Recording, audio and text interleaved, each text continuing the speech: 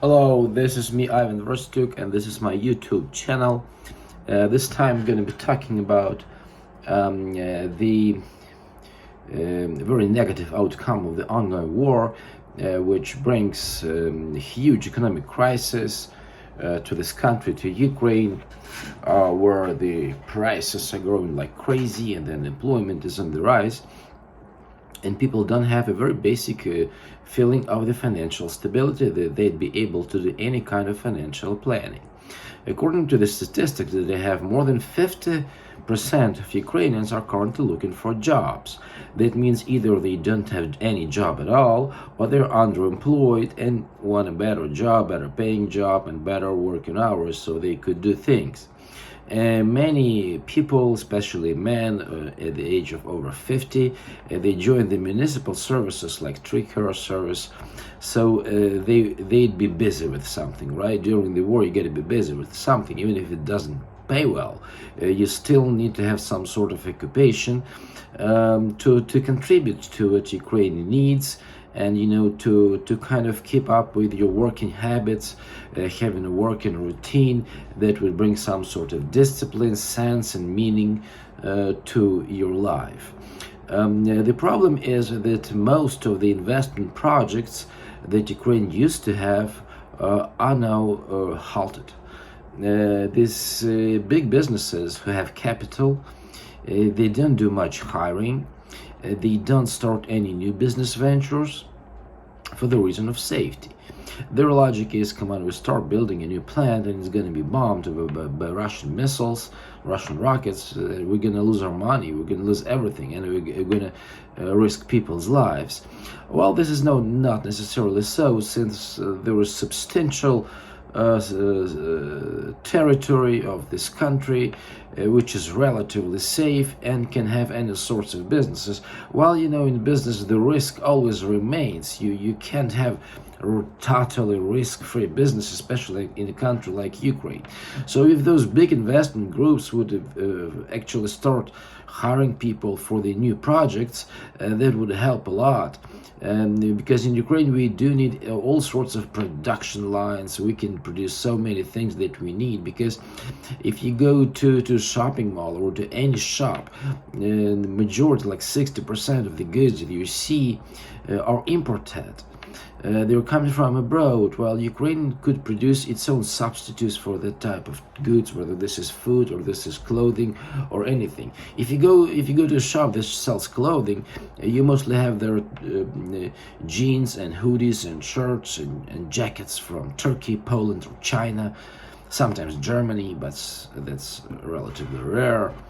And why can't Ukraine produce all this clothing? You can still see some Ukrainian shoes, for instance. I get myself a pair of Ukrainian shoes not so long ago to wear during the colder times, and Ukraine can do more. You can't just buy imported goods forever. You got to have your own production. You gotta have your own labor market that is able to bring jobs to people who need them. And there is also this entrepreneurial spirit that is also very important. Many people just sit waiting for the war to be over. They check in the news every hour, waiting if there would be an official announcement that the Ukrainian army has liberated all of the territories and we are able to go back to normal life. But well, the first thing is that not everything that happens during the war is the army's business. It's also our business and business of all the people who live in this country to bring the normality back, so we could have sustainable path to developing this country and make it richer and happier. So instead of sitting and checking the news every hour, especially when nothing really important happens, it's much better to talk to other people.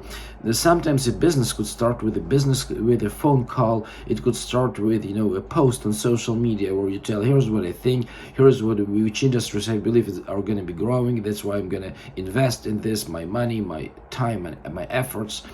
Or you can meet a different person, your friend, friend, maybe you're some acquaintance, and tell, listen, I get some capital, you get some capital, let's merge it, let's start business venture. We could do production, we could just sell stuff, we could do logistics, we could do services, we could hire more people that would be helping us.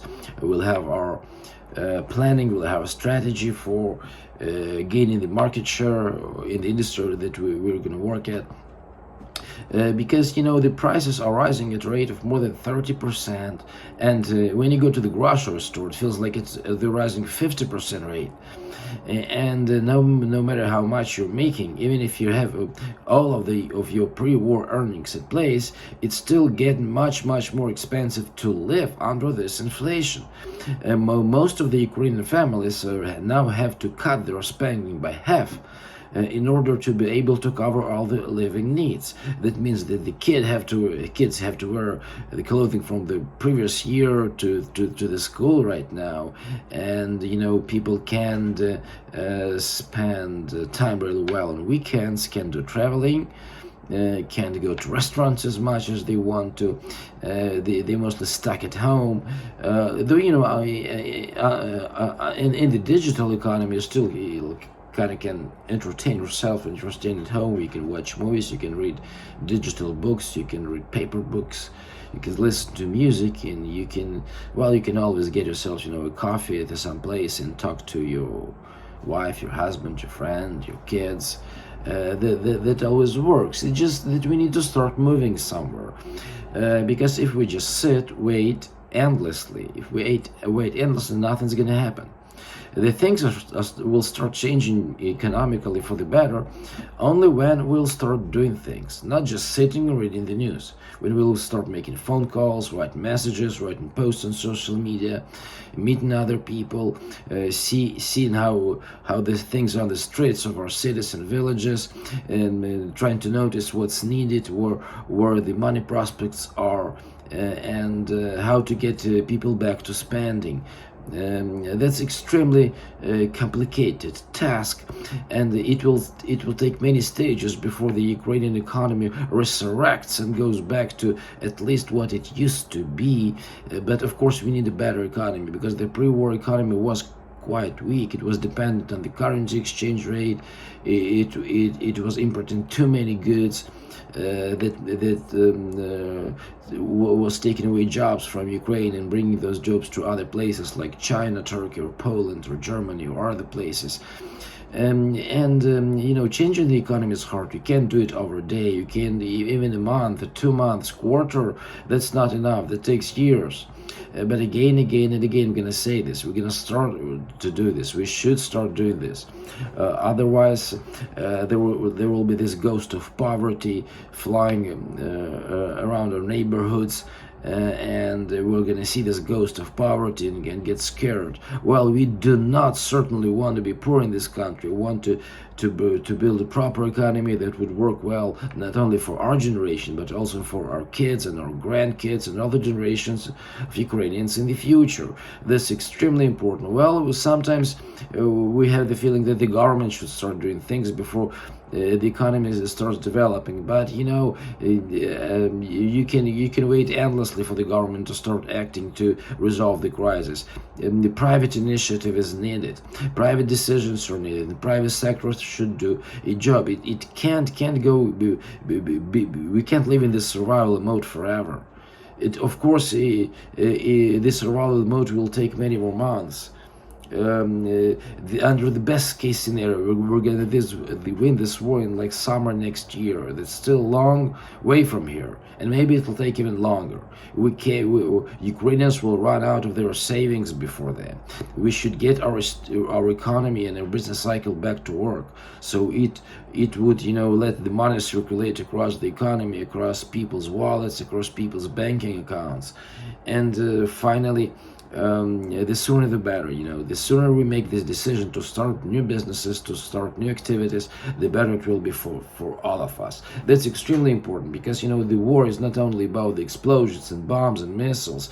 The war is also about all kinds of economic insecurity that you're having, which is unemployment and rising prices. The cost of living is unbearable right now in Ukraine, and we need to do something about this. Let's care about the Ukrainian economy and help it regain its ground.